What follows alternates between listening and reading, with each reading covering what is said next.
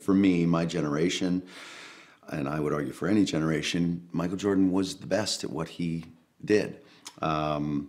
And there's just a mystique to him. If you are the Michael Jordan of anything, people know what you're talking about. To me, he's the greatest of all time of any sport.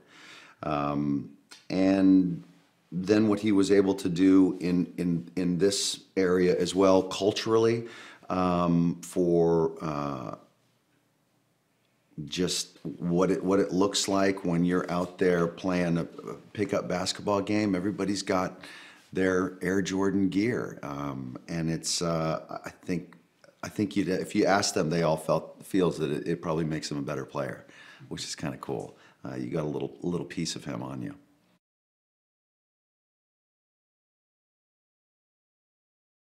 The thing that I loved about this plot, this information, is that, obviously the Air Jordan brand, the Nike brand itself, it's so enormous today.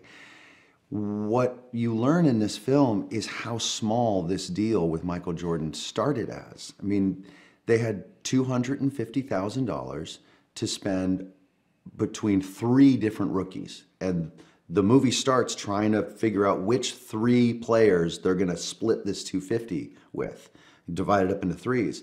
And Sonny's big, mind-blowing, super controversial idea was to give it all to one guy, this guy Michael Jordan, who wasn't even, number 1 in anyone's mind at the time. So it's just stunning to me that it started that small and that it was such a big risk to give all $250,000 to Michael Jordan. And so, it starts from there, and then obviously where it gets to by the end of the film, and the carve out for him to be a participant in profits going forward was just a huge decision at the time. Little did they know.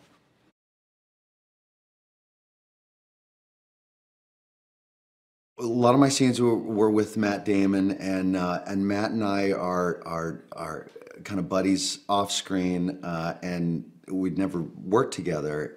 And so when we were working, Ben yells action, and you look up and you're acting with your buddy, like kind of in the middle of the scene. Always, I would then realize, oh, wait a second, that's Matt Damon right across from me, looking in my eyes. We're acting right now, and it was really exciting for me as a movie fan to be working with Matt Damon for the first time. But then immediately you think, oh no, that's my buddy. Like, we're texting, we hang out, and so there's that going back, which is not uncommon. Fortunately, I get to work with a lot of my friends, and so you got to try to stay focused and not get too starstruck.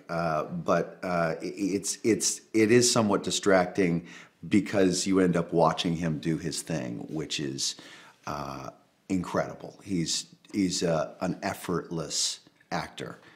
You don't see him doing a lot of acting. He's just in it, and he's natural, and it doesn't seem like anything's written, and all of his movements and behavior are all just smooth, and it takes no effort to watch him. You forget you're watching a movie, and certainly forget you're acting in a scene when you're with him. So he makes you a lot better, and he makes you really comfortable. And he's just such a good guy. So I loved it. I wish I was in every scene with him in the film.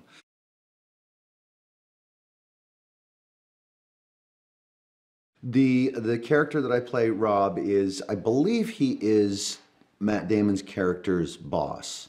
And so there's a power dynamic there. And, Matt's character, Sonny, wants to kind of, do something a little risky, which is give all the money to Michael Jordan instead of splitting it up between 3. And my character's saying, no.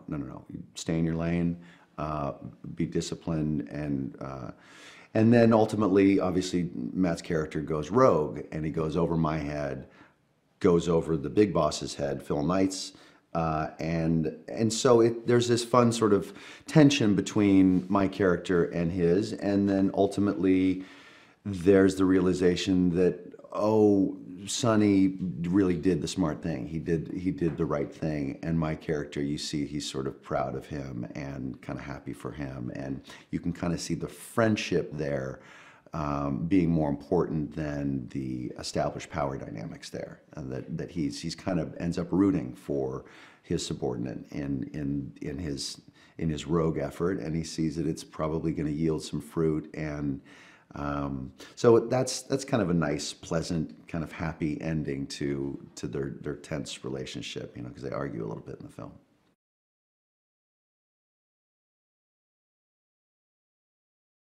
Ben Affleck is just an incredible director, and he so clearly loves doing that job. I mean, he really enjoys acting as well, and he's incredible at that. But there are certain directors where you can tell they really understand what that position can and should be as far as leadership potential, the privilege of leading, the privilege of having a plan and unapologetically executing that, leading that, providing encouragement and momentum for the crew that is obligated to follow you. So you should have a good plan, and he does, and he knows what he wants, and he's got a very fun and pleasant way in which to communicate that to everybody. And that plan happens to be a really good one, and it's super tasteful, and it's super entertaining, and always a great combination between movie and film. He's just been on a ton of sets for a long, long time and has clearly absorbed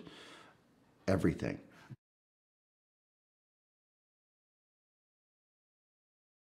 The wardrobe was fun to wear. It's not flattering. No one's going to be pleased with my silhouette in this film. Baggy pants, baggy shirt, big fat face and fat hair. The definition of glamour back then was different than it is today, and so no one wanted to exercise any real vanity in this movie. It was sort of the beauty of that day could be deemed ugly today, and that was kind of fun. To everyone is on the same page and wearing these ugly suits and shirts and silly hair.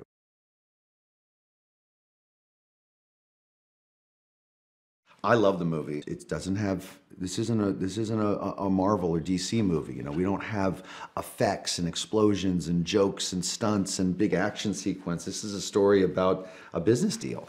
And so I wasn't prepared for it to be as engaging and compelling. You know, it's hard to keep someone's attention when all you're talking about is a business deal, but Ben did it, and Matt did it with his performance, the direction, the script, the pacing of the editing, the music that's throughout it. Like, it's really fun, and it's super fast.